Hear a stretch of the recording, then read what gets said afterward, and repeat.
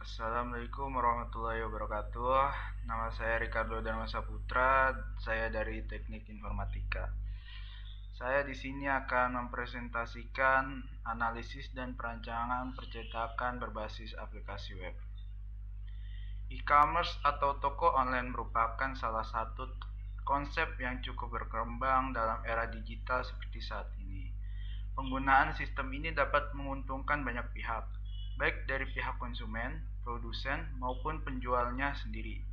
Konsep toko online ini menyediakan banyak kemudahan dan kelebihannya sendiri jika dibandingkan dengan konsep toko offline.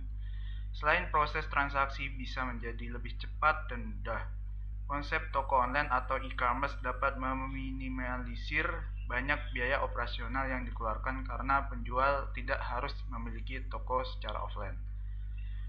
Maka pada kesempatan ini akan diusulkan membuat sebuah aplikasi berbasis web pemesanan percetakan agar lebih mudah untuk memesan hal-hal yang mengenai tentang percetakan tanpa harus ke toko percetakan offline terlebih dahulu.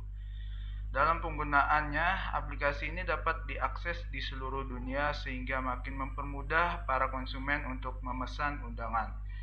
Untuk membuat aplikasi berbasis web ini, menggunakan bahasa pemrograman PHP dan MySQL sebagai database-nya.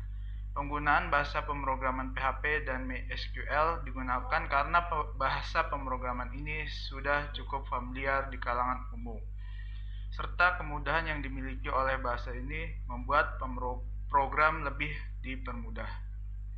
Untuk lebih memperjelas gambaran terhadap keseluruhan analisis dan perancangan percetakan berbasis aplikasi dan lebih mempermudah pembahasan, maka gambaran secara garis besar mengenai sistematika penulisan ini adalah sebagai berikut. 1. Flowchart diagram. 2. Entity Relationship Diagram atau ERD. 3. Data Flow Diagram atau DFD. Dan keempat, Mapping. Flowchart diagram. Flowchart berperan penting dalam memutuskan sebuah langkah atau fungsionalitas dari sebuah proyek pembuatan program yang melibatkan banyak orang sekaligus.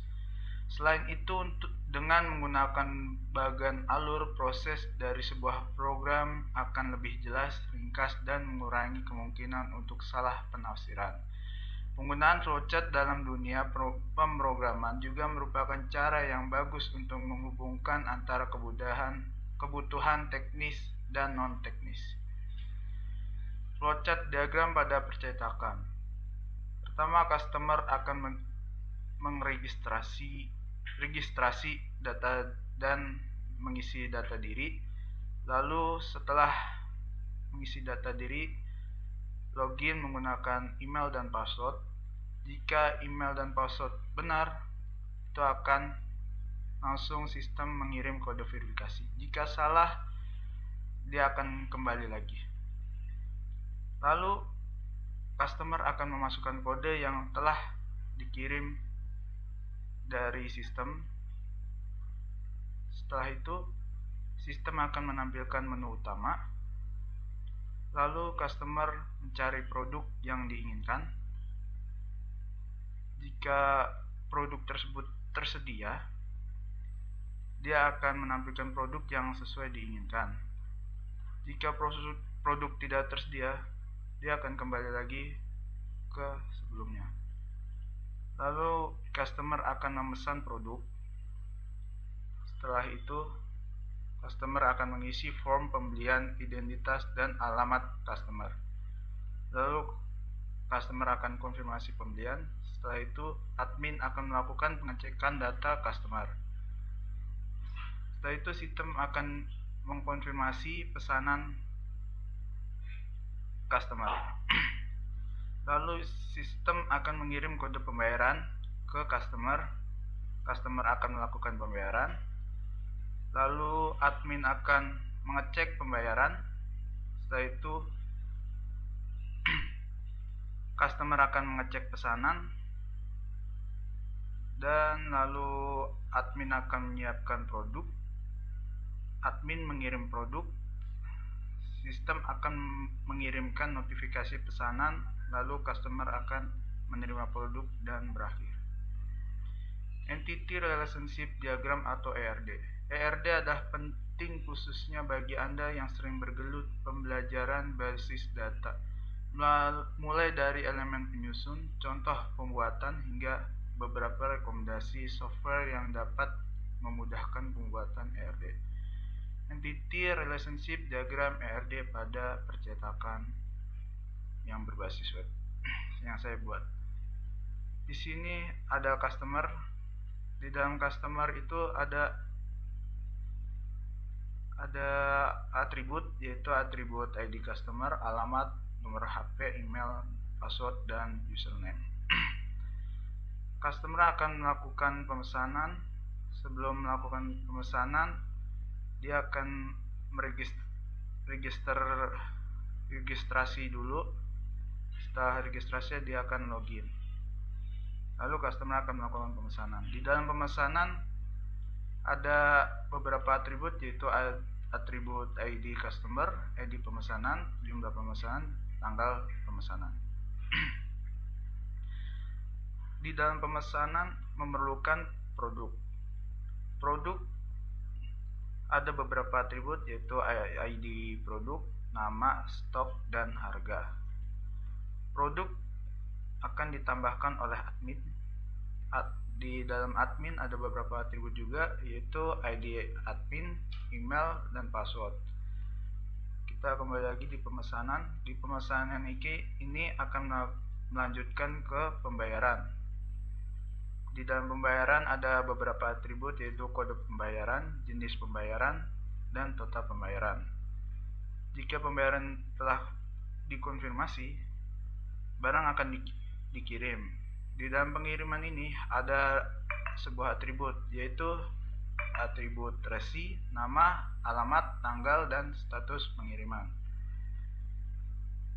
Data Flow Diagram atau DFD. DFD adalah suatu diagram yang menggambarkan aliran data dari sebuah proses yang sering disebut dengan sistem informasi. Di dalam data flow diagram juga menyediakan informasi mengenai input dan output dari tiap entitas dan proses itu sendiri. Data flow diagram atau DFD pada percetakan.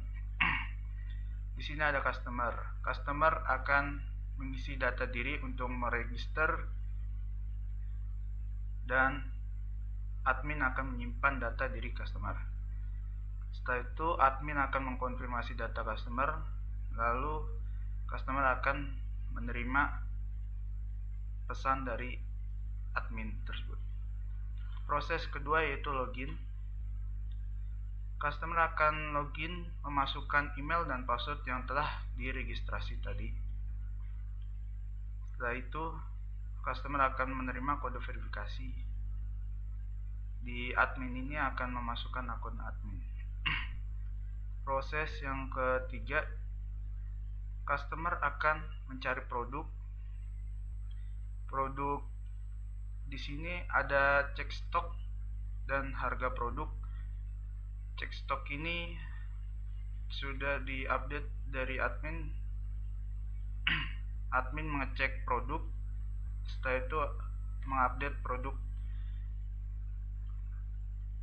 Customer akan menerima daftar produk tersebut. Proses yang keempat, customer akan memasukkan data diri untuk pemesanan produk, lalu akan menerima konfirmasi pemesanan. Customer akan mengcheck outnya, lalu customer akan mendapat bukti pemesanan. Lalu proses yang kelima, customer akan membayar tagihan yang dikirim.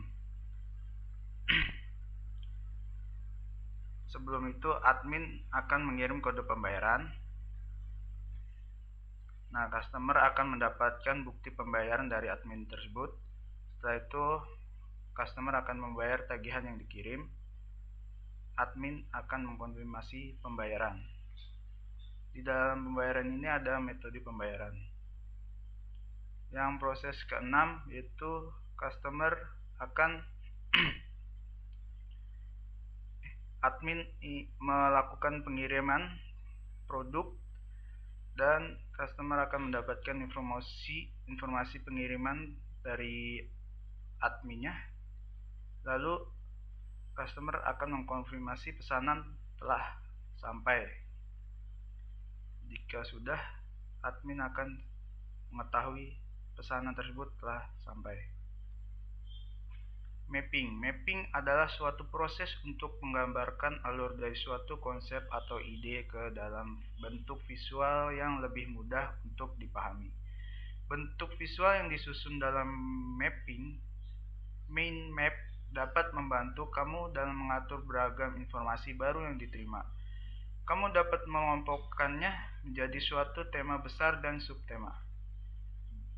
Mapping di customer ini ada atribut nama, email, alamat, password, dan ID customer. ID customer itu adalah primary key-nya. Lalu di sini ada pemesanan. Pemesanan ada atribut ID pemesanan, ID customer, jumlah pemesanan, tanggal pemesanan. Di sini ID pemesanan adalah sebagai primary key dan ID customer adalah sebagai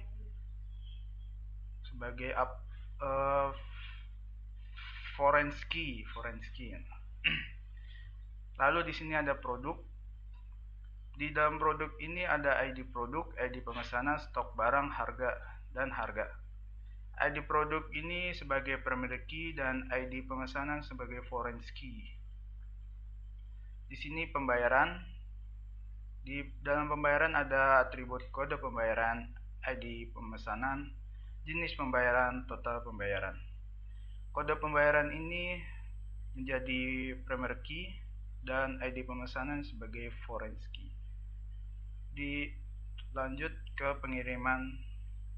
Di dalam pengiriman ada atribut nomor resi, ID pemesanan, alamat, tanggal, status pengiriman, dan nama pelanggan. Nomor resi menjadi primary key dan ID pemesanan sebagai foreign key. Lanjut ke admin. Di dalam admin ada beberapa atribut yaitu ID admin, ID produk, email, dan password. ID admin sebagai primary key dan ID produk sebagai foreign key. Terima kasih, sekian presentasi dari saya. Bila ada salah kata mohon dimaafkan. Wassalamualaikum warahmatullahi wabarakatuh.